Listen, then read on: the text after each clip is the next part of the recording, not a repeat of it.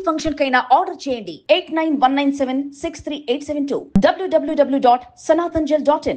మొదటిసారి మాల వేసుకునే వాళ్ళు ఎలాంటి నియమాలు పాటించాలి? మొదటిసారి మాల వేసుకున్న వాళ్ళని కన్యస్వామి అంటారు.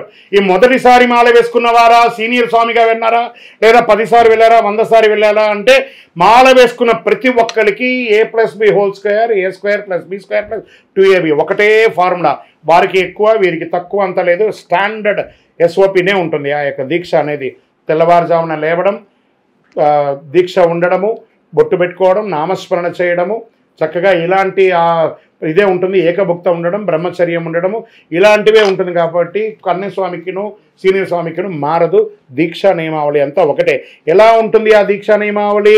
మాలధారణం నియమాల తోరణం జన్మ కారణం దుష్కర్మ వారణం శరణం శరణం శరణం శరణం అయ్యప్ప స్వామి శరణం అయ్యప్ప స్వామి శరణం. చన్నీటి స్నానం 4:30 లేచి చన్నీటి స్నానం, చక్కగా నల్ల బట్టలు వేసుకోవడం, బొట్టు పెట్టుకోవడం, చక్కగా మీ మాలకు కూడా బొట్టు పెట్టడం, అక్కడ చక్కగా మీ యొక్క సన్నిధానంలో ఉన్నటువంటి ఆ స్వామి వారికి చక్కగా 108 అష్టోత్తరాలు చెప్పడము, గణపతి కుమారస్వామి అయ్యప్ప అష్టోత్తరం చెప్పడం, నమస్కార శ్లోకాలు చెప్పడం, అటుకులో బెల్లమో లేకపోతే అరటిపండు కొబ్బరికాయ ఏదో నైవేద్యం పెట్టడం, దాన్ని ప్రసాదంగా తీసుకోవడం, ఏకభుక్త ఉండడం, ఉదయం స్కిప్ ఆఫ్ బ్రేక్ఫాస్ట్, ఆ యొక్క లోపల ఆకలి రావాలి, మధ్యాహ్నం భోంచేయాలి.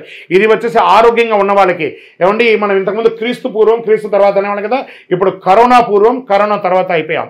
మీ డాక్టర్ ఎలా చెప్తారో ఆ డాక్టర్ ప్రకారం మీ మందులు ఎలా వాడాలో అలాంటివి కూడా చెప్పి మీరు మందులు వాడుకుంటూ ఆహార నియమాలు కూడా మీ డాక్టర్ చెప్పినట్టుగా చేసుకోవాలి.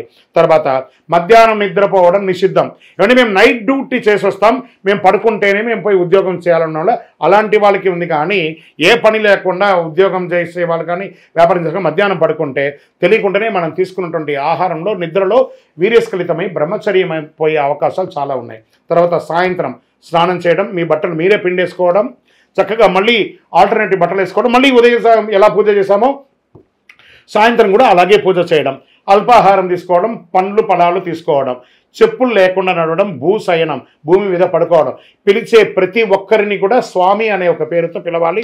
ఆడవాళ్ళని మాత మాళిగేపురతం అని చెప్పి పిలవడం, ఇది పద్ధతి అన్నమాట. నామస్మరణలో మనకు తెలియకుండానే ఒక 2 రోజులు ఇది కొంచెం అంతా అలవాటు పడడానికి టైం పడ్డా 3వ రోజు ఆటోమేటిక్గా ఆ డిసిప్లిన్ అనేది వచ్చేస్తుంది. నామస్మరణ ఇవన్నీ మనం ఎన్ని చేసామో లేదే కాదు, నామస్మరణ 48 రోజులు భగవంతుడు మనకి ఇచ్చాడు.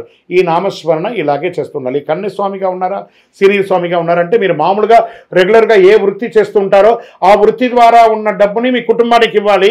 ఎక్సెస్గా 1-2 అవర్స్ చేయాలి. ఆ ఎక్సెస్గా వచ్చిన డబ్బుతో పూజ, దీక్ష, శబరియాత్ర ఇవన్నీ చేయాలి. శరణమయ్యప్ప. కార్తీక మాసంలోనే అయ్యప్ప మాల వేయడానికి గల ముఖ్య కారణం ఏంటి? కార్తీక మాసంలోనే ఎందుకు మాల వేయాలి? ఇంకో నెల వేయచ్చు కదా. 127 రోజులు శబరిమల గుడి తెరుస్తారండి. ఈ 60 రోజులు, దాని తర్వాత ప్రతి నెల 5 రోజులు స్వామివారి పుట్టినరోజు అప్పుడు ఒక 15-20 రోజులు తెరుస్తారు. అప్పుడంతా కూడా అన్ని రకాలైనటువంటి ఋతువులు మారుతుంటుంది. కానీ ఇంకో కార్తీక మాసంలో ఈ ఋతువులో చల్లగా ఉంటుంది. ఆ చల్లటి కాలంలో చన్నీటి స్నానం చేయడం వల్ల ఆరోగ్యం బాగుంటుంది.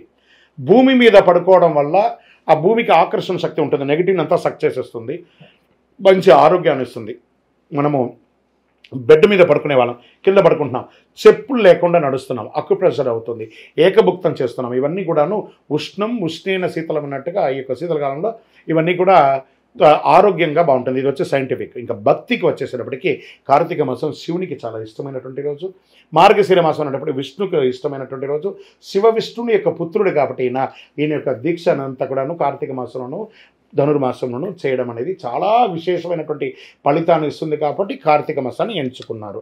ఇలానే వెళ్ళాలని ఉంది, లేదని మేము మాకు వీలున్నప్పుడు వెళ్తామంటే అది మీ యొక్క విద్యుత్కే వదిలేస్తున్నాం.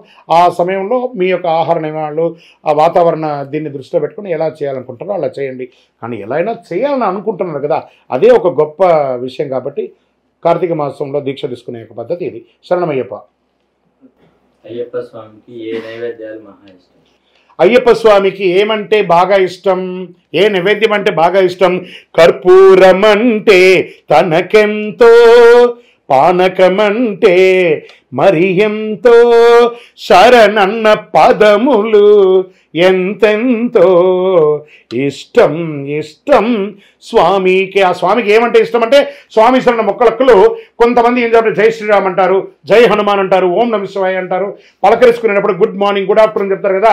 ఈ యొక్క అయ్యప్ప కాన్సెప్ట్లో అందరూ కూడా స్వామి శరణం అంటారు. ఈ స్వామి శరణం అనేది ఋషి ప్రోక్తంతో పూర్వాణం, ఋషికాలం నుంచి ఈ యొక్క స్వామి శరణం అనేది చెప్పడం జరుగుతుంది.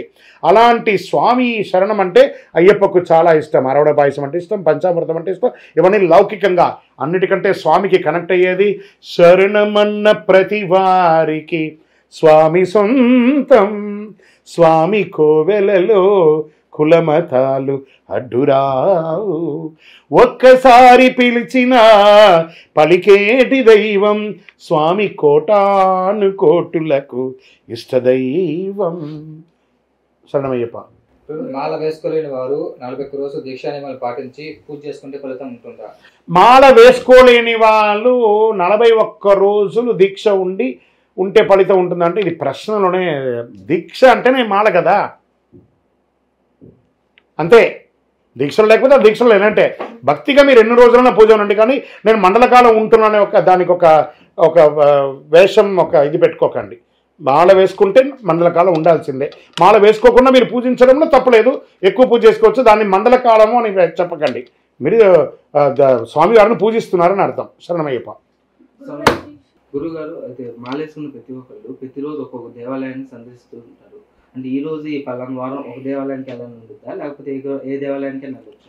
స్వామివారు మనకు జీవితాన్ని ఇచ్చాడు. ఇక్కడ మనం 20-30 ఉన్నాం అనుకోండి, నీకు ఒకరోజు టైం ఇస్తాను, వారికి ఒకరోజు టైం ఇస్తాను, నువ్వు 10 రోజులు లేకుండా లోపల ఉండు, నేను వారితో ఉంటానంటే ఒప్పుకుంటాడా? అలా కాదు కదా. పుట్టినప్పటి నుంచి మనం మరణించేందుకు లబ్డబ్ కొట్టుకుంటుంది. ఈరోజు ఈయన దాంట్లో లబ్డబ్ కొట్టుకుంటా, ఆయన దాంట్లో లబ్డబ్ కొట్టుకుంటా అంటే నెక్స్ట్ డే నేను ఏమంటారు?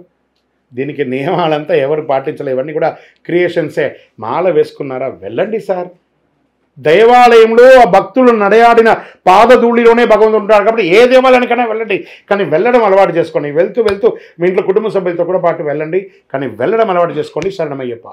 అయ్యప్ప యాత్రకి మహిళలు వెళ్ళచ్చు. శబరిమల యాత్రకు మహిళలు వెళ్ళవచ్చా, అసలు వెళ్ళకూడదా, ఏ వయసు వాళ్ళు వెళ్ళాలి, ఏ వయసులో వాళ్ళు వెళ్ళకూడదు అంటే మహిళలు వెళ్ళకూడదని ఎక్కడా లేదండి. 12 సంవత్సరాలు ఉన్న లోపు ఉన్నటువంటి కన్యాస్త్రీలు బాలికలు వెళ్ళొచ్చు, 55 సంవత్సరాల పైచిలకు వాళ్ళు వెళ్ళొచ్చు. మిగతా సమయంలో ఎందుకు వెళ్ళకూడదు అంటే ఋతుచక్రం వాళ్ళకి వస్తూ ఉంటుంది కాబట్టి, దీక్ష ఉన్న వాళ్ళు శబరిమలకి వెళ్తూ ఎక్కువ శాతం ఉంటారు కాబట్టి వాళ్ళకి అక్కడ స్నానాధికాలు, కొండ ఎక్కడాలు, ఇబ్బందులు ఇవన్నీ జరుగుతూ ఉంటాయి కాబట్టి వెళ్ళకూడదన్నారు. కానీ అయ్యప్ప స్వామియే ప్రతి మహిళలకి అనుగ్రహం ఇవ్వడానికి పల్లెకి ఊరికి జిల్లాకి ప్రతి 10 కిలోమీటర్కి ఒక అయ్యప్ప స్వామి దేవాలయంగా వచ్చేశారు. శబరిమల అయ్యప్ప వేరు, మీ ఊర్లో ఉన్న అయ్యప్ప వేరు కాదు కాబట్టి మీరు ప్రతిరోజు ఇక్కడ దేవాలయంకి నమస్కారం చేయండి, వెళ్ళి శరణమయ్యప్ప. గురుగారు, మాల 2 సార్లు వేసుకోవచ్చు అంటాము, 2 సార్లు వేస్తే 3సారి కూడా ఖచ్చితంగా వేసుకుంటారంటారా? మాల ఎన్నిసార్లు వేసుకోవాలి? ఒకసారి 2 సార్లు వేసుకుంటే జీవితకాలం మాల వేసుకోవాలా, లేకపోతే మన రూల్స్ ఏమైనా ఉంటాయంటే మనం ఈరోజు భోజనం చేస్తామండి. ఫస్ట్ ఏం చేస్తాం, పచ్చడి అన్నం తింటాం, మళ్ళీ పప్పు అన్నం తింటాం, మళ్ళీ సాంబార్ అన్నం తింటాం, మజ్జిగ అన్నం తింటాం. దాని ఏమైనా ఒక ముద్ద తీసుకోకుండా దాంట్లో ఎన్ని మెతుకులు ఉంటాయన్నా లెక్క ఉందా?